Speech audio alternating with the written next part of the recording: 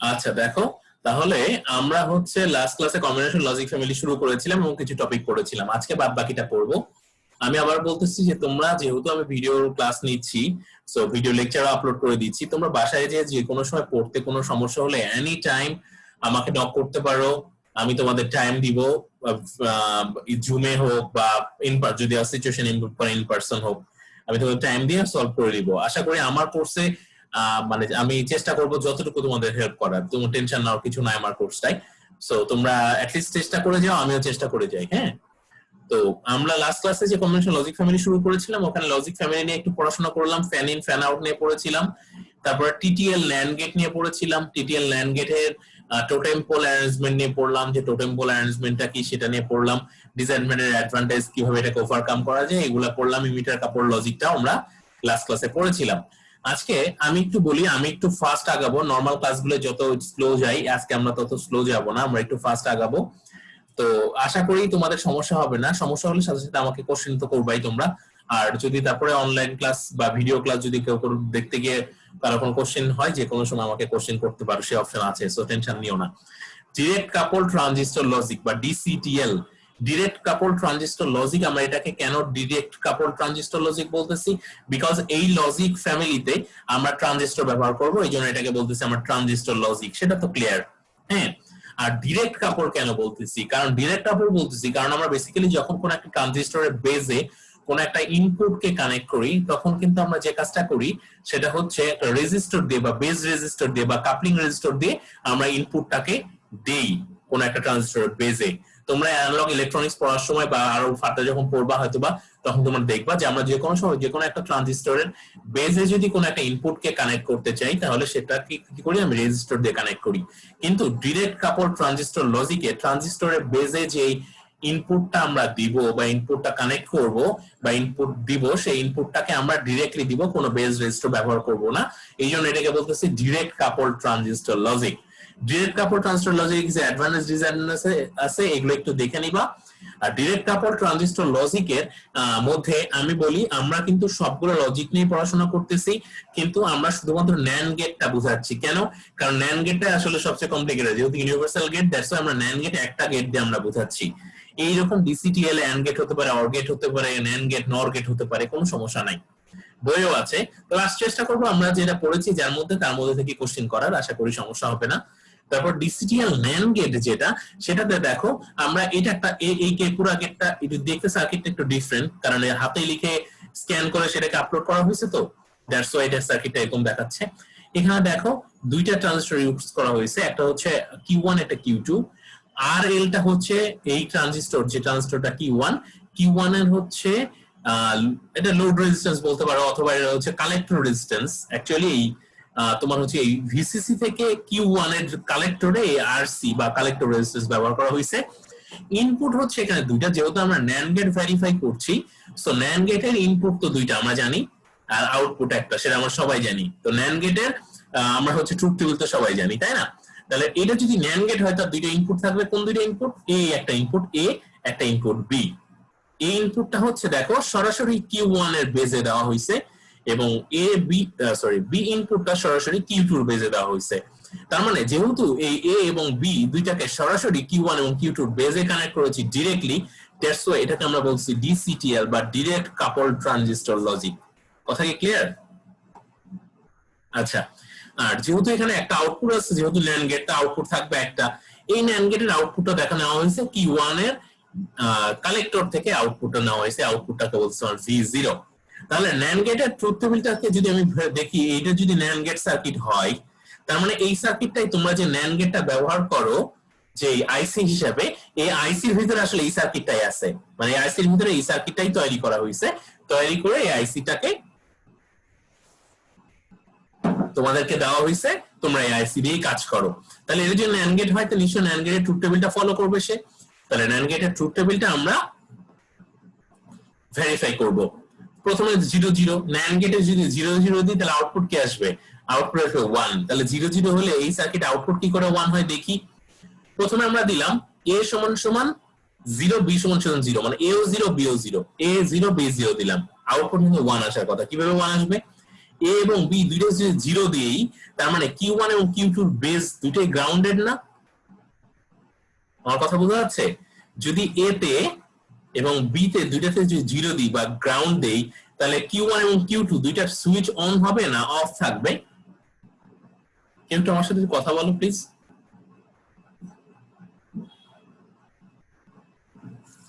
Sir of থাকবে।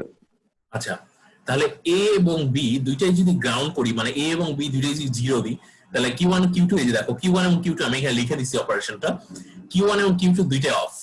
তাহলে Q1 আর Q2 যদি অফ হয় তাহলে ভিসিসি থেকে যে কারেন্টটা আসবে সেই কারেন্টটা কি এই দিক দিয়ে ফ্লো করবে, গ্রাউন্ডে যাবে?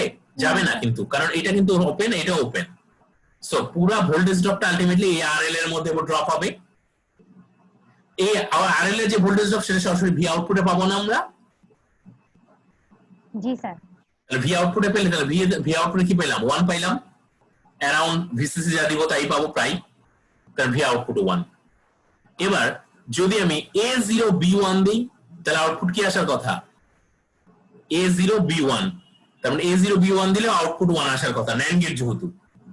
তাহলে A0 B1 দিলাম, দেখো এই যে A0 B1, তাহলে A তে 0 দেওয়া মানে কি Q1 টা অফ, আর B তে 1 দেওয়া মানে কি Q2 টা অন। এই যে দেখো Q1 of Q2 on short, এবং Q1 যদি অফ হয় এবং Q2 টা যদি অন হয় আলটিমেটলি আমরা কি পাচ্ছি? দাঁড়াও, তাহলে Q1 টা যদি অফ হয় তার মানে কি এই যে Q1 টা অফ হওয়ার কারণে আইসি যেটা এই যে এই Q2 এর যে কালেক্টর দিয়ে তো কোনো কারেন্ট ফ্লো হবে না, কারণ দেখো এটা অফ, তার মানে এইতে তো কোনো কারেন্টই আসবে না, Q2 তে তো কোনো কারেন্টই ফ্লো করবে না Q2 এর ভিতর দিয়ে, তার মানে Q2 এর কালেক্টর কারেন্ট 0। তাহলে পুরো ভোল্টেজটা কোথায় ড্রপ হবে? পুরো ভোল্টেজটা ড্রপ হবে এই যে আরএল এর ভিতর দিয়ে, কারণ এটা তো অফ। এটা যদি অফ হয় এদিক দিয়ে তো এদিক কোনো পাতি নাই, তার মানে ওই আগের মতো পুরো আরএল এর ভিতর দিয়ে ভোল্টেজ ড্রপ হয়ে আউটপুটে পুরো ভিসিসি টাই পাচ্ছি আমরা। এই যে আউটপুটে ভিসিসি হচ্ছে না, আউটপুটে 1 পাচ্ছি। আবার যদি A1 B0 দিই, A1 দেওয়া মানে কি? A1 দেওয়া মানে Q1 টা অন, B তে 0 দেওয়া মানে কি Q2 টা অফ, তার মানে গ্রাউন্ডে কোনো পার্ট নাই। তার মানে দেখো Q2 অফ, Q2 টা অফ হয়ে যাচ্ছে যেখানে 0 দিছি, Q1 টা অন হচ্ছে, Q1 টা অন হওয়া মানে কি কালেক্টর এমিটার শর্ট হয়ে যাচ্ছে, তার মানে শর্ট সার্কিট হয়ে যাচ্ছে, শুধু আমরা সেটা জানি। এবং Q1 এর ক্ষেত্রে তাহলে টোটাল ভোল্টেজ দেখো এখানে কিন্তু শর্ট হয়ে যাচ্ছে কিন্তু গ্রাউন্ড কিন্তু অফ হয়ে, গ্রাউন্ডের সাথে কিন্তু কানেক্টেড, এটা তো অফ। Q2 অফ মানে কি? Q2 অফ মানে এটা নাই, তার মানে গ্রাউন্ডের সাথে কোনো কানেকশন নাই, তার মানে পুরো ভোল্টেজ ড্রপটা এখানে পাবো না আমরা, এই ভিসিসি টা পুরোটা আমরা এখানে পাবো না। জি স্যার। তার মানে ভি আউটপুট ইকুয়াল 1। তার মানে তুমি চাই তাহলে এই তিনটা কনফিগারেশন ভি আউটপুট ইকুয়াল 1 আসলো। আবার AG1 B1 দুইটাই যদি 1 দেই তাহলে কি হবে?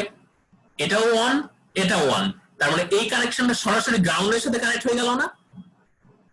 তাহলে এই ভি আউটপুট এখানে কোনো ভোল্টেজ ড্রপ পাওয়া তুমি? না স্যার। পাবা না, পুরোটাই গ্রাউন্ডে চলে যাবে। সো ভি আউটপুট ইকুয়াল 0, তার মানে 1 1 দিলে আউটপুট 0, বাদ বাকি সব কন্ডিশনে আউটপুট 1। তাহলে এটা NAND গেট, তার মানে ডিসিটিএল NAND গেট কাজ করছে। এই NAND গেটটাকে বলছে আমরা ডিসিটিএল NAND গেট। এবং ডিসিটিএল NAND গেটের ক্ষেত্রে আরেকটা সুবিধা, এটা রেসপন্স অনেক ফাস্ট। কেন? এই ডিসিটিএল NAND গেটের লজিক 0 মানে আমরা 0.2, তার মানে আমরা 0 থেকে 0.2 ভোল্ট পর্যন্ত আমরা লজিক 0 ধরে। ডিসিটিএল NAND গেটের যে কোনো যদি আইসি তোমরা ব্যবহার করো তাহলে সেখানে যদি গ্রাউন্ডটাও 0 ধরবে অথবা 0.2 ভোল্ট পর্যন্ত সে 0 ধরে। এবং লজিক 1 হচ্ছে 0.8 ভোল্টের উপরে পেলে সে লজিক 1 ধরে, নট নেসেসারি 5 ভোল্ট হওয়া লাগবে। তার মানে 0.8 এর বেশি, একটু বেশি পেলে সে লজিক 1 ধরে নেয়। এটা হচ্ছে ডিজিটাল NAND গেটের প্রপার্টি। কারো কোনো কোশ্চেন থাকলে বলো, নাহলে আমি নেক্সট টপিকে যাব।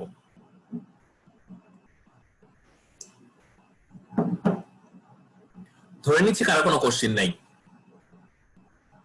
এখানে যেভাবে লেখা আছে তোমরা যদি একবার পড়ো নিজেরা তাও বুঝবা। আচ্ছা, এবার আরেকটা লজিক হচ্ছে register transistor logic. Register transistor logic কি? এটাকে আরটিএল লজিক বলি। তার মানে ট্রানজিস্টরের সাথে রেজিস্টর দিয়ে একটা সার্কিট বানাই, সেই সার্কিটটাকে বলতেছি বা লজিক ফ্যামিলি বানাইছি, সেটাকে বলছি রেজিস্টার ট্রানজিস্টর লজিক। ওকে, তাহলে এই রেজিস্টার ট্রানজিস্টর লজিকটা কেমন দেখতে আমরা একটু দেখি। এই যে দেখো রেজিস্টার ট্রানজিস্টর লজিক, দেখো এখানে এটাও এটাকে বলে আরটিএল, রেজিস্টার ট্রানজিস্টর লজিক বা আরটিএল লজিক। এই আরটিএল লজিকে দেখো একটা জিনিস খেয়াল করো, এই আরটিএল একটা নর গেট, আমি সবগুলো যেহেতু ন্যান্ড গেট পড়াইলাম সো এটা আমরা নর গেট পড়তেছি। সো আরটিএল নর গেটে দেখো এই যে দেখো ইনপুট, তো নর গেটের ইনপুট দুইটা V1 V2, আউটপুট Y একটা ধরে নিলাম। এই দুটো ইনপুট কোথা থেকে আসবে? এই যে একটা হচ্ছে এই যে একটা ট্রানজিস্টর, দুটো ট্রানজিস্টর, Q1 এর বেজে একটা রেজিস্টর দিয়ে আমরা একটা ইনপুট কানেক্ট করছি V1, এবং Q2 এর বেজে একটা রেজিস্টর দিয়ে আমরা ইনপুট কানেক্ট করছি V2, এবং দেখো দুইটাই রেজিস্টর দিয়ে কানেক্ট করছি, এবং পুরা ভিসিসির সাথে একটা রেজিস্টর দিছি, সেটাকে আমরা বলতেছি কালেক্টর রেজিস্টর। এই রেজিস্টর দিয়ে দেখো কালেক্টরের সাথে কানেক্ট করছি, তার মানে এখানে ইনপুট দুইটাই কিন্তু দেখো রেজিস্টর দিয়ে বেজে কানেক্ট করা হয়েছে। দ্যাটস ওয়াই এটাকে বলতেছি আমরা আরটিএল বা রেজিস্টর ট্রানজিস্টর লজিক। এর আগে কিন্তু ছিল ডিসিটিএল, কারণ কোনো রেজিস্টর ছিল না, ডাইরেক্টলি কানেক্ট করছে, এই জন্য বলছি ডিসিটিএল। আর আরটিএল বলতেছি রেজিস্টর ট্রানজিস্টর লজিক বলতেছি বিকজ রেজিস্টর দিয়ে আমরা ইনপুট গুলাকে কোনো একটা ট্রানজিস্টরের সাথে বেজে কানেক্ট করছি, এই জন্য আরটিএল বা রেজিস্টর ট্রানজিস্টর লজিক। আমার মনে হয় কথাটা বুঝে গেছে। আচ্ছা, তাহলে আমি দেখো এই যে এখানে লিখে পড়ে ইয়ে করছিলাম, তো এটা ভুলে যাও, এই যে লাল লেখাগুলো ভুলে যাও, আমি অপারেশনটা এখান থেকে বুঝাবো। আচ্ছা, তো এটা যেহেতু নর গেট, নর গেটের ট্রুথ টেবিলটা দেখে নি। নর গেটের ট্রুথ টেবিল হচ্ছে 0 0 0 0 হলে 1, 0 1 হলে 0, 1 0 হলে 0, 1 1 হলে 0। এটা হচ্ছে নর গেটের ট্রুথ টেবিল। আচ্ছা, ভালো কথা, এবার 0 0 দিই প্রথমে। দেখো V1 0 এবং V2 0, যদি V1 0 হয় এবং V2 0 হয়, তাহলে V1 0 মানে কি? এই Q1 এর বেসে কোনো ভোল্টেজ নাই, তার মানে Q1 টা অফ। আর V2 0 হওয়া মানে কি? Q2 এর বেসে কোনো ভোল্টেজ নাই, কারণ Q2 টা অফ। তাহলে টোটাল ভোল্টেজটা কোথায় পাবো আমরা? এই আউটপুট Y টা হচ্ছে এই পয়েন্ট। তাহলে টোটাল ভোল্টেজটা এই রেজিস্টরের অ্যাক্রসে ড্রপ হবে না? তার মানে পুরো এই যে আউটপুটে এই ভিসিসি এর অ্যাক্রসে ভোল্টেজ সেটা পেয়ে যাবো আমরা। গ্রাউন্ড তো ডিসকানেক্ট হয়ে গেল, কারণ এটা অফ, এটা অফ। তার মানে আউটপুটে আমরা 1 পাবো, এই যে ভিসিসি টা পাবো। কথা কি ক্লিয়ার? দেখো তো বুঝতেছো কিনা? বুঝছি স্যার। তোমরা একটা ইয়েস নো বললে বুঝি যে তোমরা ঘুমাও না, আমিও ঘুমাচ্ছি না, নাহলে আমি তো তোমাদের দেখতে পাই না ভাই। এভাবে ক্লাস নেওয়াটা টাফ না, একটু কথাবার্তা বইলো মাঝে মাঝে। আচ্ছা, গেল। এবার A0 B1 যদি হয়, A0 মানে কি? এটা অফ। আচ্ছা, এটা V1 V2 লিখছি, এখানে আবার A লিখছি। আচ্ছা যাও, এটা একটু ভুল হইছে। এটা V1 V2 না লিখে এটা A, এটা B, বা এটা A এটা B এভাবে দিবা আর কি। আমি এখানে আবার A লিখে ফেলছি। আচ্ছা, এবার এই যে প্রথমটা V1 বা A যেটাই বলো না কেন, এটা 0, এই V2 বা B এটা 1। তাই এটা 0 মানে কি? এটা অফ। দেখো A0 B1, এটাকে A বলতেছি আমরা প্রথমে, V1 টাকে A বলতেছি, V2 টাকে আমরা বলতেছি B। তাহলে A যদি 0 হয় তাহলে Q1 অফ, এবং তাহলে কালেক্টর এবং ইমিটার ওপেন, এটা ওপেন হয়ে গেল, অফ হয়ে গেল, তারপরে এতে কোনো কারেন্ট ফ্লো করবে না। এবং Q2 টা অন, তাহলে এখানে যদি 1 দিই তার মানে Q2 টা অন হয়ে গেল। Q2 অন হওয়া মানে কি? এই Q2 এর কালেক্টর এবং ইমিটার শর্ট টু গ্রাউন্ড, এটা গ্রাউন্ডের সাথে শর্ট হয়ে গেল। তাহলে গ্রাউন্ডের সাথে যদি এখানে একটা শর্ট পাই, কারেন্ট সরাসরি গ্রাউন্ডে চলে যাবে না, এখানে কোনো ভোল্টেজ ড্রপ পাবো আউটপুটে? না স্যার। আউটপুটে কোনো ভোল্টেজ পাবো না, আউটপুট 0। ঠিক একই ভাবে দেখো নিচে দুইটাও দেওয়া আছে, A1 B0 A1 B1 হলে কি হবে? A1 B1 হলে কি হবে? দুইটাই অন। দুইটা অন মানে কি? দুইটা গ্রাউন্ডেড, সো এখানে কোনো ভোল্টেজ পাবো না আমরা, এই যে 0 আর এই একই জিনিস। আর যে কোনো একটা যদি অন থাকে তাহলে গ্রাউন্ড হয়ে যাবে ওই রাস্তা দিয়ে, সো আমরা এখানে কোনো 0 আউটপুট পাবো না। সো আমরা 0 হয়েছে সব কেসে, আর শুধুমাত্র 0 0 এর ক্ষেত্রে 1।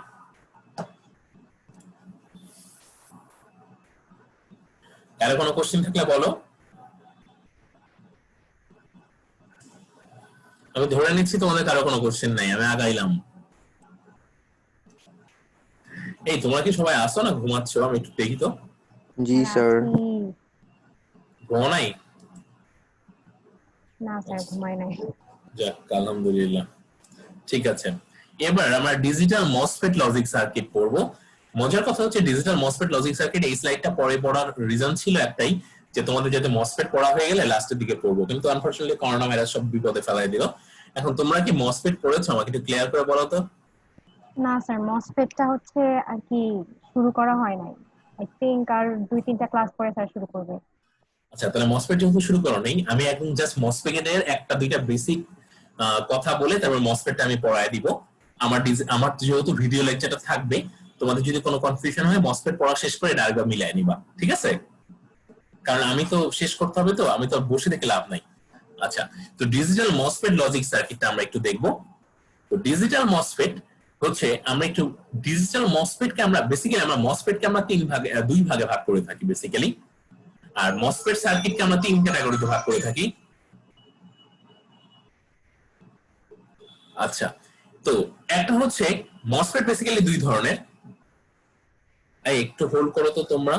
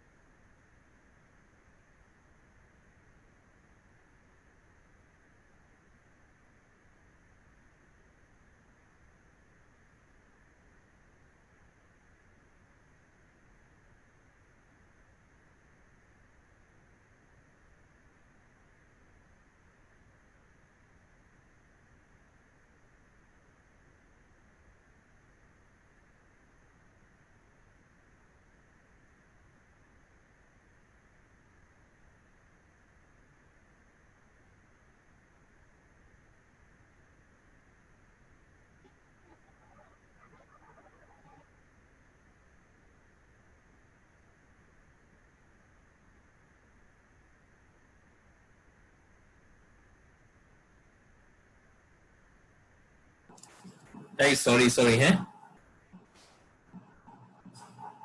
হ্যালো, শুনতে পাচ্ছ? জি স্যার স্যার শুনতে শুনতে পাচ্ছি। পাচ্ছি। আই এম রিয়েলি সরি, আসলে আমার কিছু মানে ইম্পর্টেন্ট আর কি, একদম ইম্পর্টেন্ট ছিল। আচ্ছা হোক, তো মসফেট হচ্ছে বেসিক্যালি আমরা তিন ধরনের মসফেট লজিক ফ্যামিলি বা মসফেট সার্কিট তৈরি করে থাকি।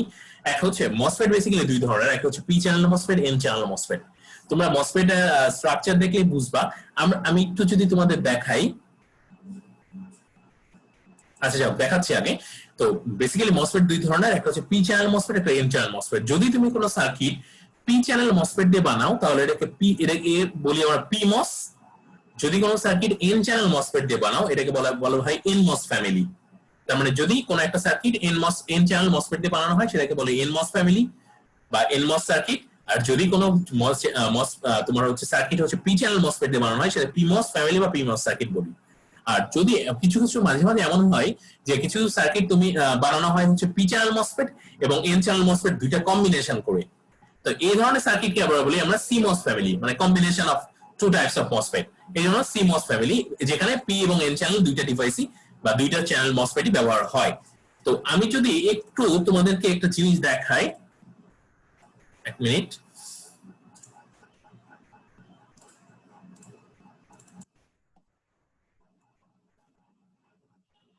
তোমাদেরকে একটু মসফেটটা একটু জাস্ট দেখাই যে এন চ্যানেল মসফেট কেমন হয়, পি চ্যানেল মসফেট কেমন হয়।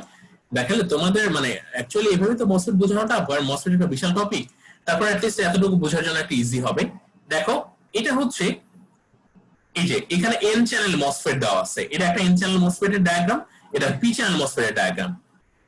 পি চ্যানেল মসফেটে যেটা দেখো, এই যে এটা হচ্ছে মসফেটের বেসিক স্ট্রাকচার। দেখো এখানে সোর্স, মসফেটের বেসিক্যালি তিনটা টার্মিনাল থাকে, একটা হচ্ছে ড্রেন, একটা হচ্ছে সোর্স, একটা হচ্ছে গেট। ড্রেন, সোর্স এবং গেট ঠিক তোমার হচ্ছে ট্রানজিস্টরের মতোই, ইমিটার, রেজিস্টর, ইমিটার, তারপর হচ্ছে কালেক্টর, ইমিটার, বেস। এরকম যেমন রেজিস্টরের তিনটা টার্মিনাল থাকে, মসফেটেও তিনটা টার্মিনাল থাকে। এটা হচ্ছে মসফেটের বেসিক স্ট্রাকচার। দেখো এটা হচ্ছে মসফেটের স্ট্রাকচার।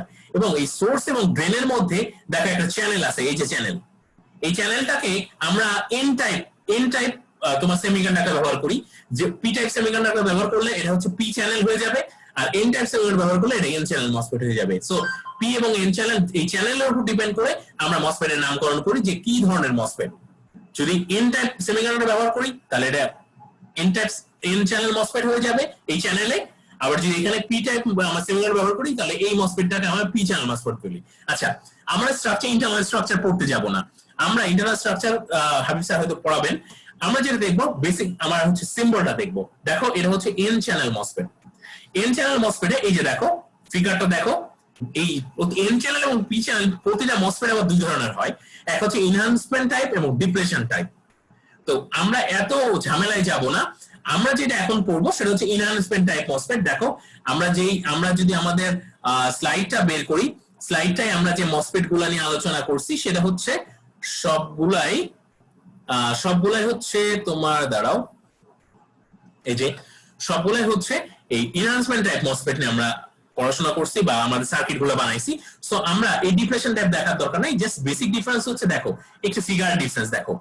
এই যে ড্রেন সোর্সের এই অংশটা কাটা থাকে না, এই অংশটা পুরো কানেক্টেড থাকে, এই যে ডিপ্লেশন টাইপ। আমার ডিপ্লেশন টাইপ দেখার দরকার না, আমরা এনহান্সমেন্ট টাইপ করবো, দ্যাটস আমি এনহান্সমেন্ট টাইপই দেখবো। দেখো এনহান্সমেন্ট টাইপ মসফেটের হচ্ছে ডায়াগ্রাম, হচ্ছে বেসিক সিম্বল হচ্ছে এটা, যার একটা টার্মিনাল হচ্ছে ড্রেন, আরেকটা টার্মিনাল হচ্ছে সোর্স, আরেকটা টার্মিনাল হচ্ছে গেট। এবং সোর্স থেকে গেটের দিকে যদি তীর চিহ্নটা থাকে, যদি তীর চিহ্ন ঠিক একই রকম ওই পিএনপি এবং এনপিএন ট্রানজিস্টরে যেভাবে আমরা ইমিটারে একটা অ্যারো ডিরেকশন অ্যারো দিয়ে আমরা বুঝতে পারি সেটা হচ্ছে পি টাইপ ট্রানজিস্টর মানে পিএনপি নাকি এনপিএন, ঠিক একই রকম আমাদের মসফেটের ক্ষেত্রেও এই একটা অ্যারো চিহ্ন দিয়ে আমরা বুঝতে পারি সেটা এন চ্যানেল না পি চ্যানেল। যদি কোনো মসফেটে অ্যারো চিহ্নটা ভিতরের দিকে থাকে, তার মানে এই যে ভিতরের দিকে গেটের দিকে থাকে, তাহলে সেটা এন চ্যানেল মসফেট। আর যদি অ্যারো চিহ্নটা দেখো যদি বাইরের দিকে থাকে সেটাকে বলতেছি আমরা পি চ্যানেল মসফেট। কথা ক্লিয়ার? জি স্যার। আচ্ছা, এতটুকু আমরা আপাতত জানবো, এরপরে বাদ বাকিটা আশা করি আমরা ওই ক্লাস পড়া শেষ করে আমরা এগুলা বাদ বাকি বুঝতে পারবো। আমি একটু জাস্ট ক্লাসটা নিয়ে রাখি, আশা করি তোমাদের তখন বুঝতে কোনো সমস্যা হবে না। এটা খুবই খুবই খুবই ইজি টপিক। আচ্ছা, তো এটা হচ্ছে, তাহলে আমরা বললাম তো প্রথমে যে সার্কিটটা পড়বো সেটা হচ্ছে এন চ্যানেল মসফেটের বা এনমস ইনভার্টার। ইনভার্টার মানে কি, মানে OR gate actually, sorry NOT gate. আমরা একটা নট গেট পড়বো, এটা মসফেট দিয়ে আমরা একটা নট গেট বানাইছি। তো সেখানে দুটো মসফেট ইউজ করছি, দেখো দুইটা এন চ্যানেল ভিতরের দিকে যেহেতু, এই একটা মসফেট Q1, এই একটা মসফেট Q2, এবং এই মসফেটের সোর্স এই মসফেটের ড্রেনের সাথে কানেক্টেড, এবং প্রথম মসফেটের ড্রেনের সাথে একটা +5 ভোল্ট কানেক্টেড, এবং সেকেন্ড মসফেটের সোর্সটাকে আমরা গ্রাউন্ড করে দিছি। এবং দেখো এই প্রথম যে মসফেটের গেটটা, এই গেটকে আবার এই ভিসিসি বা ভিডিডি যেটা বলা না কেন +5 ভোল্টের সাথে কানেক্ট করে দিছি, এবং দ্বিতীয় যে মসফেটটা বা Q2 সেটার আমরা গেট এবং সোর্সের মাঝখানে আমরা ইনপুট ভোল্টেজ দিয়েছি।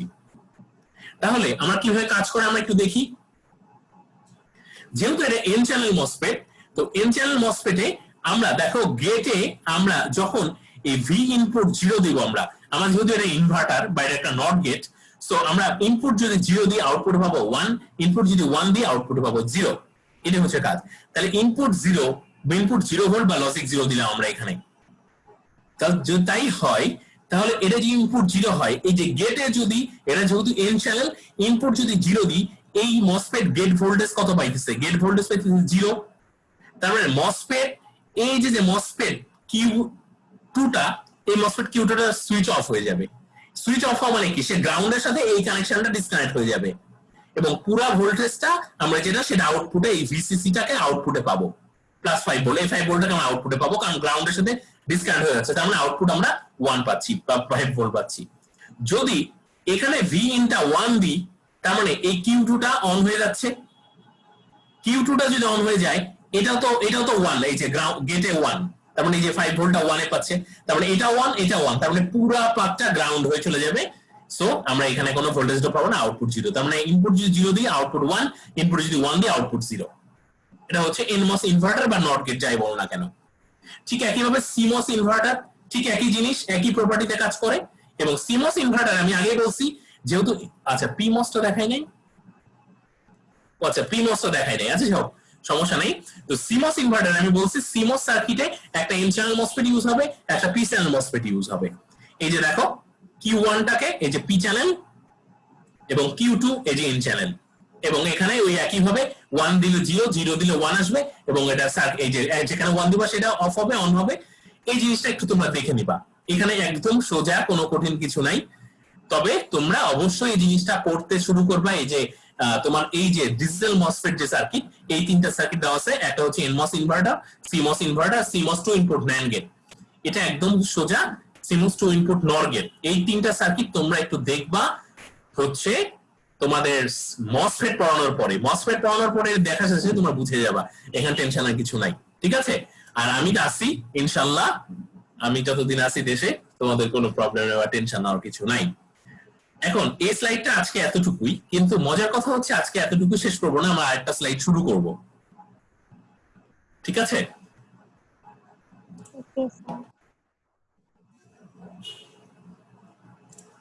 আচ্ছা এখন মজার জিনিস আজকে একটা পড়বো, এটা হচ্ছে সবচেয়ে সোজা এই টপিক। এই লাস্ট যতগুলো টপিক পড়লাম, লাস্টের টপিকটা সোজা ছিল। ডিজিটাল ইলেকট্রনিক্স আসলে খুবই সোজা, এটা কঠিন কিছু নাই, বুঝতে পারছো? কি হইলো?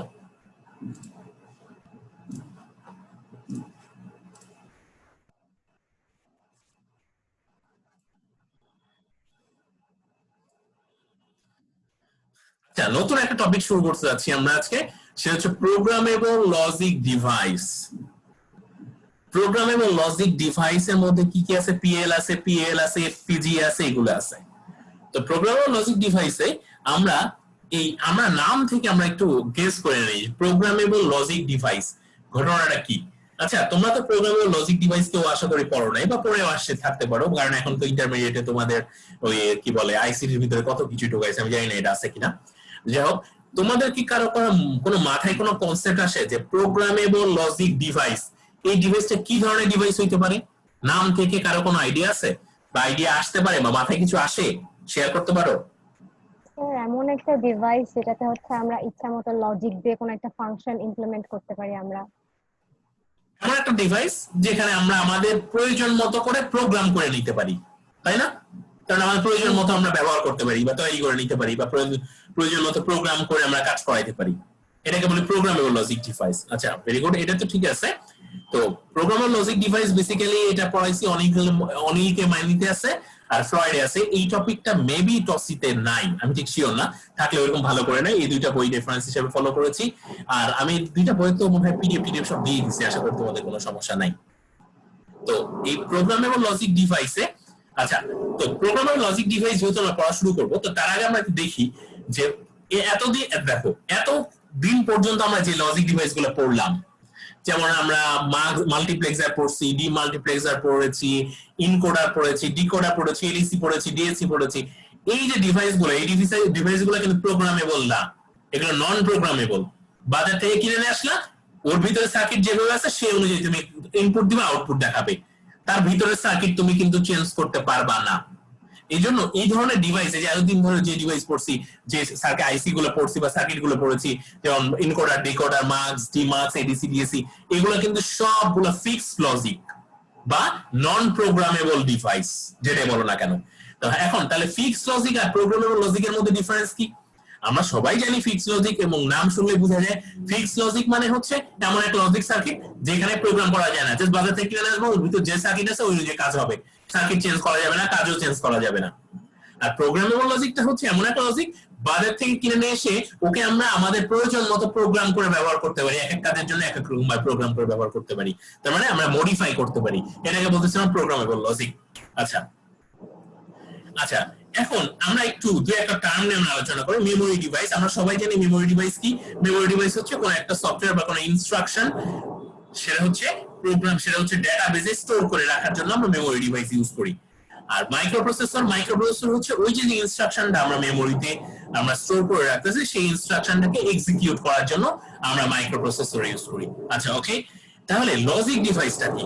লজিক ডিভাইস হচ্ছে device to device interfacing, data timing, control, display operation, তার মানে every control, device to device interfacing, একটা সাথে ইন্টারফেসিং করা, কন্ট্রোল করা কোনো কিছু বা কোনো ডেটাকে আউটপুটটাকে শো করা বা দেখানো, এই ধরনের কাজটা করা হয় হচ্ছে লজিক ডিভাইস দিয়ে। লজিক ডিভাইস হচ্ছে দুই ধরনের, আমি প্রথমে বলেছি, একটা হচ্ছে ফিক্সড লজিক ডিভাইস, যেটা আমরা এতদিন পড়ছি, মার্কস, ডিমার্কস, এনকোডার, ডিকোডার, এগুলোই হচ্ছে ফিক্সড লজিক ডিভাইস, এগুলো কোনো ধরনের চেঞ্জ করা পসিবল না।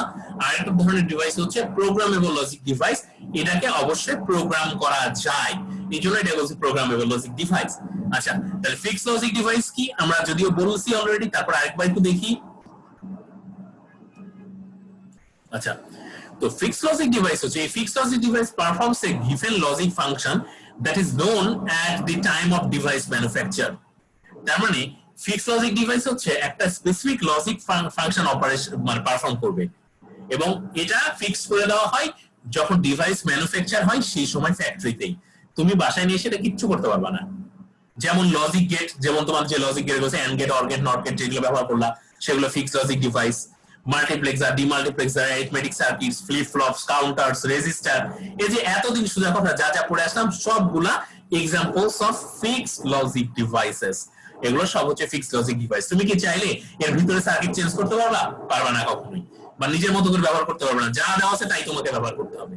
এই জন্য এই ধরনের ডিভাইসকে বলতেছি আমরা ফিক্সড লজিক ডিভাইস, এতদিন যা যা ব্যবহার করলাম আমরা। Programmable logic device হচ্ছে the function to be performed by a programmable logic device is undefined at time of its manufacture. দেখো, তার মানে কোন ফাংশন তুমি পারফর্ম করবা সেটা কিন্তু টাইম ম্যানুফ্যাকচারিং এর টাইমে এটা ফিক্স করা হয় না, এটা তুমি তোমার মতো করে, যে ইউজার সে ইউজ করবে তার মতো করে। সো ম্যানুফ্যাকচারিং এর টাইমে কি ফাংশন পারফর্ম হবে সেটা আইডেন্টিফাই করা হয় না, এটা আনআইডেন্টিফাইড থাকে। যে এটা ইউজ করবে সে তার মতো করে প্রোগ্রাম করে ব্যবহার করবে ইউজার লেভেলে, ম্যানুফ্যাকচার লেভেলে কোনো ধরনের ফিক্সড হবে না। এবং this device can be configured by the user to perform a large variety of logic functions. এবং এই ডিভাইসগুলা ইউজার কনফিগার করে নেবে ইউজারের প্রয়োজন মতো, এবং large variety of logic function সেটাতে পারফর্ম করা যাবে তুমি যখন যেটা করতে চাও। যেমন প্রোগ্রাম করি না আমরা, এই যে যেমন আরডিনো বা ওই যে মাইক্রো কন্ট্রোলার প্রোগ্রাম করি, তুমি যে প্রোগ্রাম ইনপুট দিবা সেই অনুযায়ী কাজ করবে। সো এটা ম্যানুফ্যাকচারিং করার সময় কোনো ধরনের ফাংশন ফিক্স করে দেওয়া হয় না, এটা ডিপেন্ড করে ইউজারের উপরে, ইউজারের কনফিগার করে বা প্রোগ্রাম করে তার মতো করে তার প্রয়োজন মতো এটা ইউজ করবে। ঠিক আছে? আচ্ছা, আচ্ছা, এখানে কার কোনো কোশ্চেন নাই তো নিশ্চয়ই? এখন কে আসতেছে ক্লাসে লাস্ট মোমেন্টে? আচ্ছা, তাহলে আমরা এতটুকু যে পড়লাম বা কথা বললাম, আমি একটু বকবক করলাম আর কি, তোমাদের এখানে কোনো কনফিউশন আছে বলো তো? না স্যার। তাহলে আমরা প্রোগ্রামেবল লজিক ডিভাইসের মধ্যে একটা ডিভাইস হচ্ছে প্রোগ্রামেবল লজিক অ্যারে, বা আমরা পিএলএ বলি সংক্ষেপে। এটাকে ধরে না দিয়ে আমরা পিএলএ লিখতে পারি, পিএলএ সংক্ষেপে আমরা পিএলএ বলি। আচ্ছা, তাহলে প্রোগ্রামেবল লজিক অ্যারেটা কি, এটা আমরা এখানে একটু আলোচনা করব। প্রোগ্রামেবল লজিক অ্যারে কিভাবে কাজ করে, কিভাবে বানানো হয়, সেই জিনিসটা নিয়ে আমরা আলোচনা করব। এই programmable logic array device enables logic function. এই তোমরা কি কোনো ধরনের নয়েজ পাচ্ছো? জি স্যার, বাতাসের কোনো একটা। জি স্যার, হালকা। বাতাসের না, আজকে আমাদের ওই অ্যাপার্টমেন্টের উপরের তলায় একটা কনস্ট্রাকশনের কাজ শুরু হয়েছে, মানে কি জানি করতেছে ওরা, সকাল থেকে খারাপ অবস্থা। বেশি একটা প্রবলেম হচ্ছে না। আচ্ছা, সকাল থেকে আমি ঘুম থেকে লাফে উঠছি হচ্ছে এই শব্দে, বুঝছো? মানে পুরো সকাল থেকে মেজাজ খুব খারাপ হয়ে আছে এই সাউন্ডের কারণে। ঘুম থেকে উঠে মানে অনেকক্ষণ ধরে 1-1.5 ঘন্টা ধরে ট্রাই করলাম, কোনোভাবে ম্যানেজ করতে পারতেছি না। পরে একটু অ্যাপার্টমেন্টে যে একটু ঝগড়াঝাটি হয়েছে আজকে, মানে এমন একটা অবস্থা। তোমার হচ্ছে তোমার 7 তলায় আমাদের এক ভদ্রলোক বিদেশে অনেক টাকা, তো তো উনি এসে ওনার টাইলস নাকি 1-2 বছর পর পর বাসার টাইলস চেঞ্জ করেন, সাইকো। সে হচ্ছে এখন বাসার টাইলস চেঞ্জ করা শুরু করছে, বুঝো তাহলে এই বাসায় থাকে কেমন, এখন পুরো থাকা অস্তিষ্ঠ হয়ে গেছে আর কি। আমরা থাকি 5 তলায়, 7 তলায় এই অবস্থা, পুরো টাইলস চেঞ্জ করতেছে ভেঙে। টাইলস যেহেতু চেঞ্জ করতেছে, এটা কিন্তু অনেক দিন লাগবে। 3 দিন লাগবে ধরো। এখন ওনার পাশাপাশি 2টা ফ্ল্যাট, উনি নাকি এখন মাঝখানে ওয়াল ভেঙে 2টা ফ্ল্যাট একসাথে করবে, প্লাস টাইলস চেঞ্জ করবে। মানে আমি বুঝতেছি না, বাসা ছেড়ে হয়তো আগামী 2 দিনের জন্য অন্য কোথাও যাওয়া লাগতে পারে, এইরকম একটা অবস্থা হয়ে গেছে। ঠিক আছে, তাহলে প্রোগ্রামেবল লজিক অ্যারে বা পিএলএ যেটা, সেটা হচ্ছে programmable logic array device enables logic functions expressed in. দেখো, যদি কোনো একটা লজিক, এই প্রোগ্রামেবল লজিক অ্যারেটা ব্যবহার করি, যদি কোনো একটা এক্সপ্রেশন তোমাকে দেওয়া হয় সাম অফ প্রোডাক্ট ফর্মে। সাম অফ প্রোডাক্ট আমরা সবাই জানি নিশ্চয়ই। সাম অফ প্রোডাক্ট কোনটা?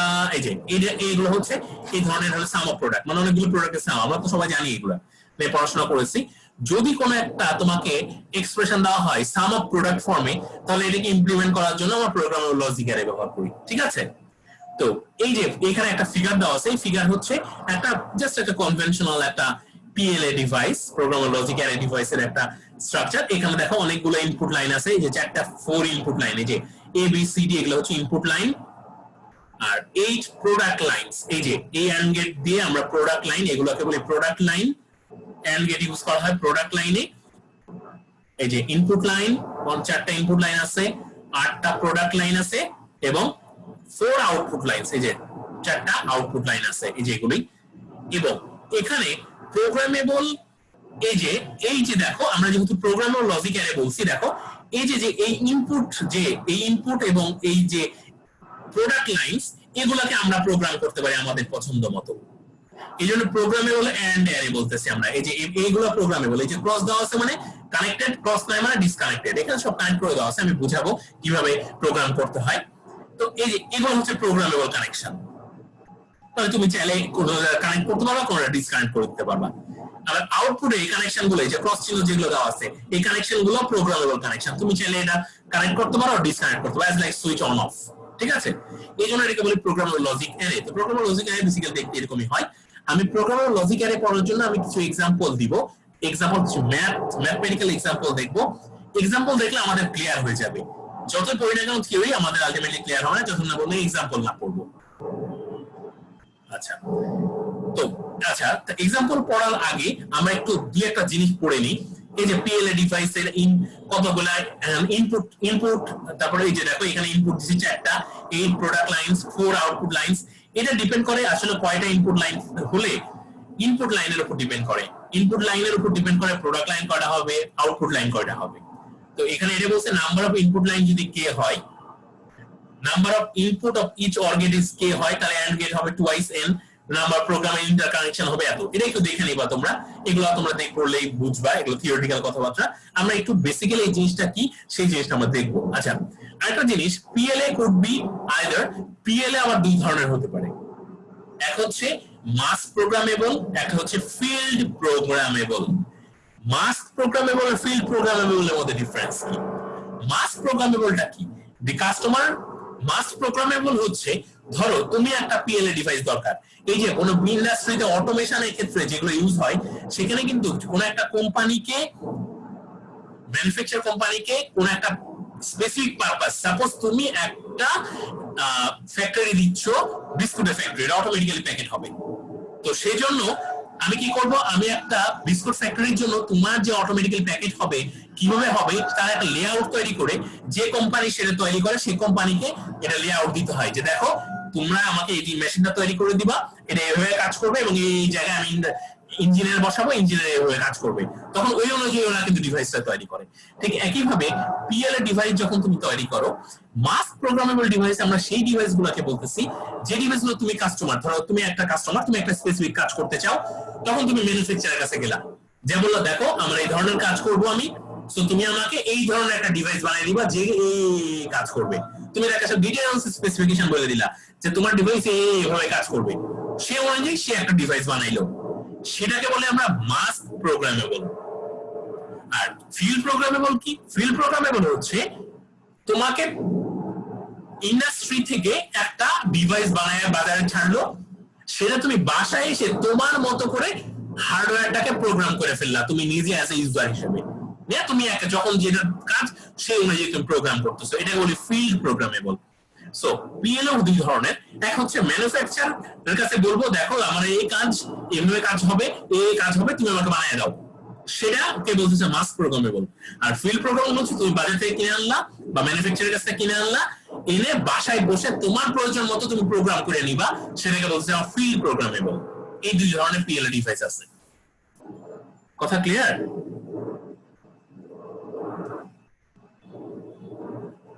Yes sir. আচ্ছা, আমরা একটা আজকে আমি বেশি টাইম নিব না, আমি 10 মিনিট টাইম নিব, 10-15 মিনিট।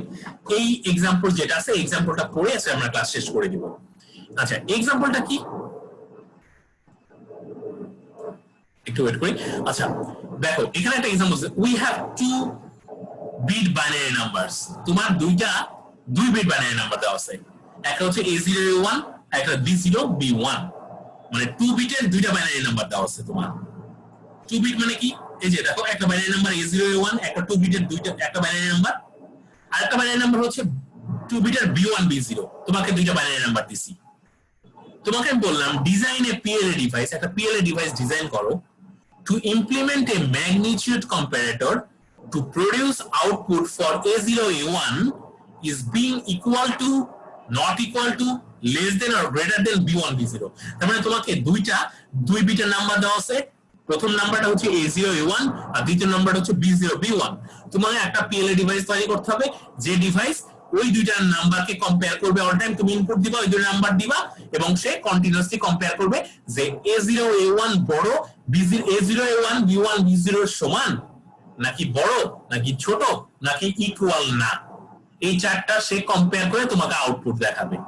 এই ধরনের একটা লজিক পিএলএ তোমাকে ডিভাইস তোমাকে তৈরি করতে হবে। তুমি কি কারো কোনো ইয়ে আছে, কনফিউশন আছে? তোমরা কি তোমাদের প্রবলেমটা বুঝতে পারছো?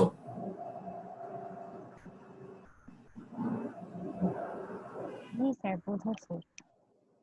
আচ্ছা, মূল কথা হচ্ছে আমি আরেকবার বলি, তোমাকে দুই বিট বাইনারি নাম্বার দেওয়া হয়েছে।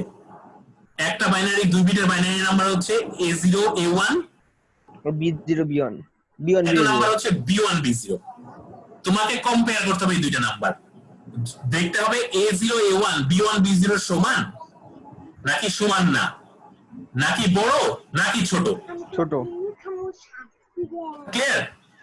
সো তোমাকে এই চারটা টার্ম তোমাকে মানে কম্পেয়ার করে তোমাকে আউটপুট দেখাইতে হবে, এটাই হচ্ছে তোমার কাজ। এবং এই কাজ করার জন্য একটা পিএলএ ডিভাইস বানাইতে হবে। এই তোমরা আনমিউট করে রাখো, মিউট করে রাখো, সাউন্ড শোনা হচ্ছে কারো জানি।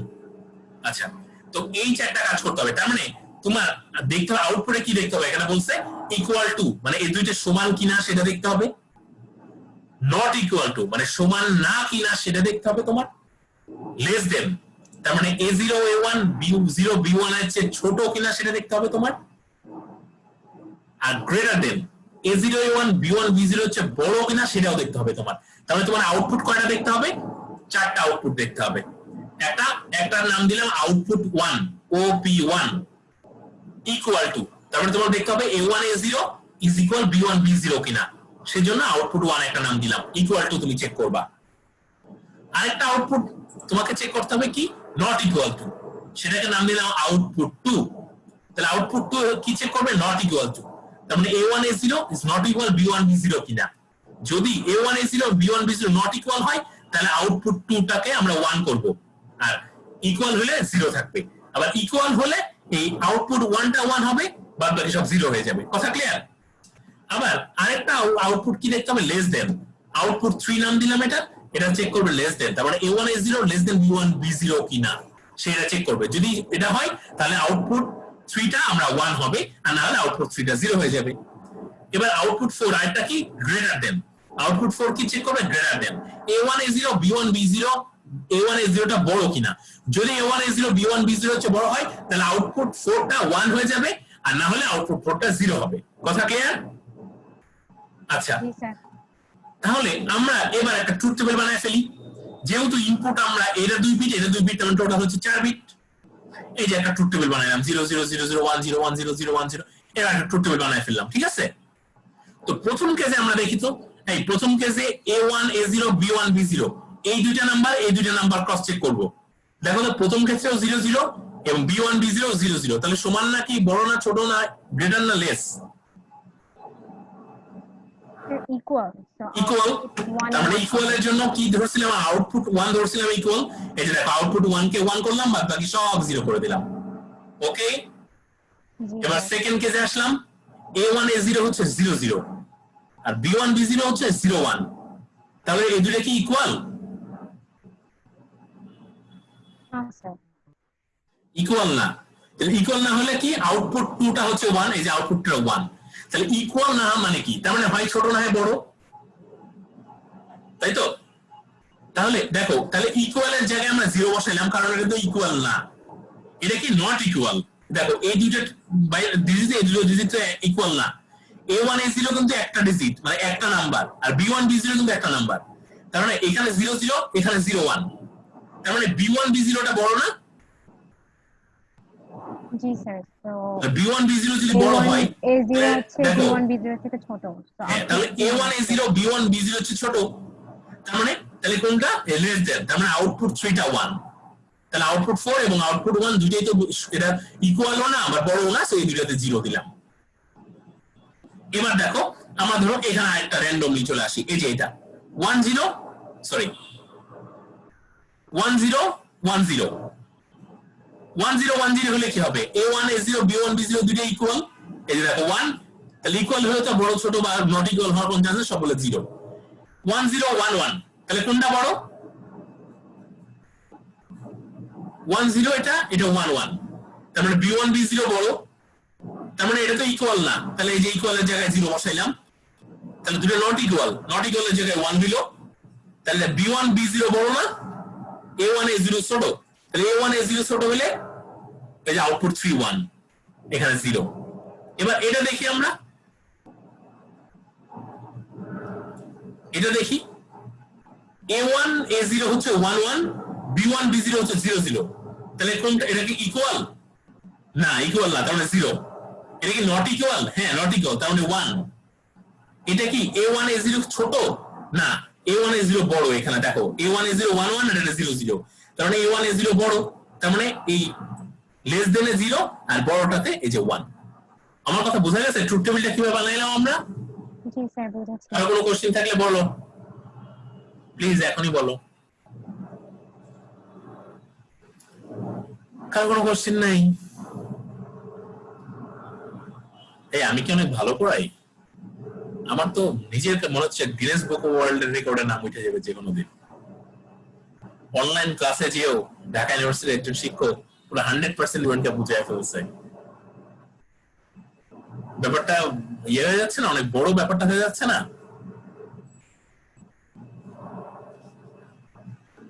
এদের ভরসা নাই আমার। এই মায়ুক, তুমি কথা শুনতেছো? এই ছেলেটা এক একদিন এক এক ঝামেলা করে, আচ্ছা স্পিকার নাই, এই নাই সেই নাই। এই জুম্মান হুসাইন। আসসালামু আলাইকুম স্যার। ওয়ালাইকুম সালাম। তুমি কি বুঝতে পেরেছো আমার কথা? এখন পর্যন্ত ট্রুথ টেবিলটা বানানো? জি স্যার, মোটামুটি বুঝছি। মোটামুটি হবে কেন? তাহলে কোশ্চেন করলাম, বলো না আবার মোটামুটি বুঝছি। স্যার আরেকবার দেখা লাগবে ঠিক মতো। আচ্ছা, ইয়াসিন আরাফাত, প্রান্ত। আসসালামু আলাইকুম স্যার। হ্যাঁ, ওয়ালাইকুম সালাম। ভাই তুমি কি বুঝতে পারতেছো? জি স্যার, বুঝতে পারছি। আচ্ছা থাক, তাহলে আর ভেরিফাই না করি হাতে। আচ্ছা, তাহলে হচ্ছে এটা হচ্ছে আউটপুটটা ইনপুটের জন্য আউটপুট ট্রুথ টেবিল পাইলাম, ঠিক আছে? এবার এই ট্রুথ টেবিল থেকে আমরা প্রতিটা আউটপুটের জন্য আমরা লজিক এক্সপ্রেশন লিখতে পারবো না? আউটপুট 1 এর জন্য যদি লজিক এক্সপ্রেশন লিখি তাহলে কি হবে? আউটপুট 1 কোথায় 1? একটা থেকে 1, দুইটা 1, তিনটা 1, চারটা 1। তাহলে আউটপুট 1 এর জন্য আমরা লজিক এক্সপ্রেশন লিখতে পারি না। আউটপুট 1 এর জন্য লজিক এক্সপ্রেশন কি হবে? লজিক এক্সপ্রেশন হবে output 1 is equal a1 bar a0 bar b1 bar b0 bar plus a1 bar a0 b1 bar b0 plus এই যে আরেকটা 1 আছে a1 a0 বার b1 b0 বার প্লাস এই যে আরেকটা 1 আছে a1 a0 b1 b0, তাই না? দেখো তো আউটপুট 1 এর জন্য লজিক এক্সপ্রেশন এরকম হবে না? ঠিক একইভাবে আউটপুট 2 এর জন্য লজিক এক্সপ্রেশন লিখতে পারবা, আউটপুট 3 এর জন্য লজিক এক্সপ্রেশন লিখতে পারবা, আউটপুট 4 এর যেগুলো শুধু 1 সেগুলোর জন্য লজিক এক্সপ্রেশন লিখবা। সেই লজিক এক্সপ্রেশন গুলো আমাদের এই যে দেখো লেখা হয়েছে। আউটপুট 1 এর জন্য লজিক এক্সপ্রেশন লিখলাম, আউটপুট 2 এর জন্য লজিক এক্সপ্রেশন লিখলাম, আউটপুট 3 এর জন্য লজিক এক্সপ্রেশন লিখলাম, আউটপুট 4 এর জন্য লজিক এক্সপ্রেশন লিখলাম। এখন কথা হইতেছে এই যে লজিক এক্সপ্রেশন গুলো লিখছো এটা একটা সাম অফ প্রোডাক্ট ফর্মে না? তাহলে সাম অফ প্রোডাক্ট ফর্মে লজিক এক্সপ্রেশন কে আমি তো পিএল এর ডিভাইস বানাবো, তো যে কোনো ডিভাইস বানানোর জন্য বা সার্কিট ইমপ্লিমেন্ট করার জন্য আমার কি করতে হয়? লজিক এক্সপ্রেশন পাওয়ার পরবর্তী স্টেপ কি বলো তো? এই যে কোনো একটা লজিক সার্কিট বানানোর জন্য একটা ট্রুথ টেবিল, প্রথমে আমরা ট্রুথ টেবিল বানাই, বানানোর পরে সেখান থেকে লজিক এক্সপ্রেশন লিখি, লেখার পরবর্তী স্টেপ কি করি? সিম্পলিফিকেশন। তার মানে এই যে আমরা লজিক এই যে ট্রুথ টেবিল, এই ট্রুথ টেবিল থেকে যে আমরা লজিক এক্সপ্রেশন পাইলাম, এই লজিক এক্সপ্রেশন দিয়ে সরাসরি যদি সার্কিট আঁকি সার্কিটটার কি অবস্থা হবে বুঝো? তা আমরা কি এই লজিক এক্সপ্রেশন দিয়ে সরাসরি সার্কিট আঁকবো নাকি এগুলোকে সিম্পলিফাই করব? নিশ্চয়ই সিম্পলিফাই করব। তাহলে সিম্পলিফাই করার জন্য সবচেয়ে বেস্ট ওয়ে যেটা আমরা ব্যবহার করব সেটা হচ্ছে কার্নো ম্যাপ বা কে ম্যাপ। এই যে দেখো এই তিনটা এক্সপ্রেশনের জন্যই এই যে এই এক্সপ্রেশন 1 2 3 4 এই চারটা এক্সপ্রেশনকে আউটপুটের জন্য চারটা এক্সপ্রেশনকেই আমরা কার্নো ম্যাপে বসাইছি। এটা আউটপুট 1 এর জন্য, 2 এর জন্য, 3 এর জন্য, 4 এর জন্য বসায়া তাহলে এখান থেকে আমরা একটা সিম্পলিফাইড আউটপুট পাবো। এই যে এটা হচ্ছে সিম্পলিফাইড আউটপুট কে ম্যাপ ইউজ করে। আমি সিম্পলিফিকেশন দেখাচ্ছি না, কে ম্যাপ পড়াইছি, এগুলো হচ্ছে সিম্পলিফিকেশন, এখন সে দেখাইতে হলে সমস্যা। ওকে, এবার যে আমরা সিম্পলিফাইড আউটপুট এই যে কানেকশন গুলো পেলাম এটা দিয়ে আমি লজিক পিএল ডিভাইস তৈরি করব। তাহলে পিএল ডিভাইস যদি এটা দিয়ে তৈরি করতে হয় তাহলে পিএল ডিভাইসটা কিভাবে তৈরি করতে হয়? এই যে আমি যে একটু আগে এই যে দেখো এই পিএল ডিভাইসটা হচ্ছে এই যে লজিক এক্সপ্রেশন, এই এক্সপ্রেশন দিয়ে তৈরি করা হয়েছে। আমরা একটু দাঁড়াও,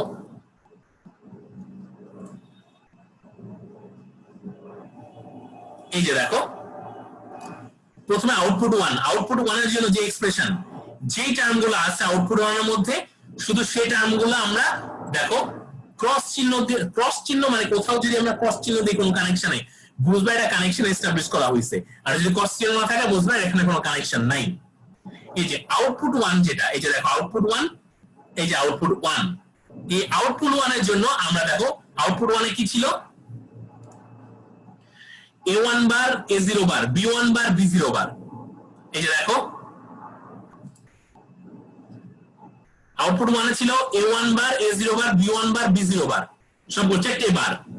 এই যে দেখো a1 বার a0 বার b1 বার b0 বার, এই যে আউটপুট 1 এর সাথে ক্রস আছে, তার মানে এটা আউটপুট 1 এ আসবে। আরেকটা কি আছে? a1 বার a0 b1 বার b0, a1 বার a0 b1 বার b0, এই যে দেখো এখানে ক্রস করে আউটপুট 1 এর সাথে কানেক্টেড। তার মানে এই আউটপুট 1 এ এই a1 বার a0 বার b1 বার b0 বার এটা আছে প্লাস a1 বার a0 b1 বার b0, এই যে ক্রস আউটপুট 1। আউটপুট 1 আর কি আছে a1 a0 b1 b0 দেখো এই যে a1 a0 b1 b0 এই যে আউটপুট 1 এর সাথে ক্রস করে দিছি তারপরে আর কি আছে a1 a0 বার b1 b0 বার এই যে a1 এই দেখো a0 বার b1 b0 বার এই যে আউটপুট 1 এর সাথে ক্রস তাহলে আউটপুট 1 এর চারটা ছিল এই যে চারটা ক্রস করে এই যে আউটপুট 1 এই যে দেখো চারটা হয়ে গেছে তাহলে আমরা আউটপুট 1 এর জন্য pl বানাইলাম এবার আউটপুট 2 এর জন্য pl বানাবো আউটপুট 2 এর জন্য কি আছে a1 বার b1 এই যে a1 সরি এখানে মনে ভুল হয়েছে নাকি a1 বার b1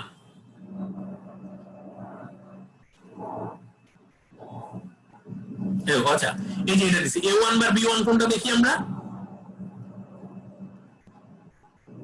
এই যে a1 বার এই যে b1 এই যে দেখো আউটপুট 2 আর এটা কি দেখো a b1 বার এই যে a b1 বার এই যে আউটপুট 2 আর এটা কি আছে a0 বার b0 এই যে দেখো এই যে a0 বার এই যে কই গেল a0 বার b0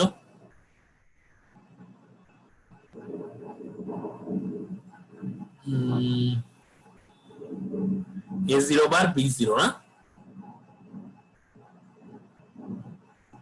এই যে a0 বার b0 এই যে এটা ক্রস তারপরটা কি a0 b0 বার 4 নম্বরটা এই যে দেখো a0 এই যে b0 বার 4 নম্বর ক্রস ঠিক একই ভাবে আমরা এই যে পরের যে চারটা আউটপুট এই আউটপুটের জন্য আমরা এই যে ক্রস গুলো করে নিছি দেখছো